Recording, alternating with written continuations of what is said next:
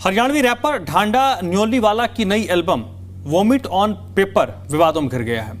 Album में content को लेकर कुछ लोग आहत हैं। एल्बम में संतों को लेकर कंटेंट पर विरोध प्रतिक्रिया सामने आ रही है। रैपर ने भगवाधारी बाबाओं को मारने पीटने का जिक्र किया है और बागेश्वर धाम के पीठाधीश्वर पंडित धीरेन्द्र कृष्ण शास्त्री का नाम लिए बिना उनका फोटो एल्बम में दिखाकर विवादित शब्द का इस्तेमाल किया। साध्वी देवा ठाकुर ने एल्बम की निंदा की। उन्होंने कहा, तू साधु संतों को पीट नहीं सकता, लेकिन अब तेरे पिटने का टाइम आ गया है। अगर मेरे जैसी के हाथ लग गया तो पक्का पीटेगा।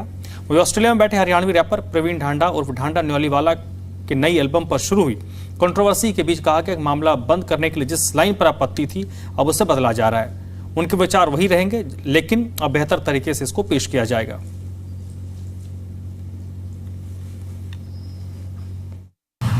यूथ से इतना ही कहना है, गेट एजुकेशन, अपनी क्राफ्ट पर अपनी स्किल्स पर काम करो and then find a good living भाई अपने लिए। यहाँ कुछ भी नहीं बदलेगा। किसी भी धर्म, किसी भी जात, किसी भी मजहब के लीडर्स हैं जो रहनुमा बने बैठे हैं, अपनी एनर्जी, अपनी यंग एज उन लोगों के पीछे लग के बर्बाद ना करियो। हद है यार तुम लोगों की, तुम तारा समझ में को नहीं आने लग रही कि एक आर्टिस्ट क्या कहना चाह रहा है अपने शब्दों का वालद है। खैर फिर भी ये मेरे अपने लोग हैं, इनका दिल रखने खातर ला लो चाहे भाई इस चीज को, मैटर को बंद करने के लिए। हम वो जिस लाइन पर आपत्ति थी ना मेरे अपने लोगों की, हम उसकी चेंज करने लग रहे हैं भाई, ठीक है, लेकिन विचार वही रहने हैं अभी भी। आप सुनोगे थोड़े बेहतरीन तरीके तो आप दिए गए हैं। अक्सर जिन चीज़ों पर सोसाइटी या जिन भी मेरे अपने भाइयों की दिक्कत हुई थी ना कि ना यह बात गलत है, ठीक है भाई, आप अगर उसको नहीं समझ पाए, मैंने वो वापस ले ली, वो चीज़ रख दी मेरे पास, आपको और बेहतरीन तरीके से वो चीज़ सामने रख दी। अब देखूंगा कितने लोग मेरे हक में बात करना आवेंगे। वो मंटो का कहा हुआ है कि सच को चाहे शक्कर की चाशनी में डुबो के पेश कर दो, सच सच ही रहेगा दोस्तों।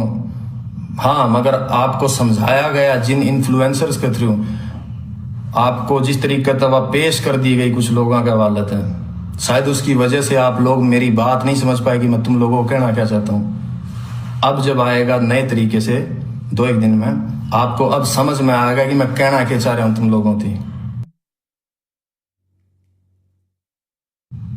चाहते तो ये थे कि म्यूजिक का वालत है, इनके इर्द गिर्द सोसाइटी में जो अच्छी और बुरी चीज़ें हो रही है वो यूथ और नई नस्ल का आगे रखांगे, फिर कहीं जाके डोस्टोव्स्की, कार्ल मार्क्स, कृष्णमूर्ति तक इनती लेके जावांगे। लेकिन अब जो हालात देखा नहीं लगा, यहाँ कुछ भी नहीं बदलने वाला भाई, कुछ भी नहीं बदलने वाला।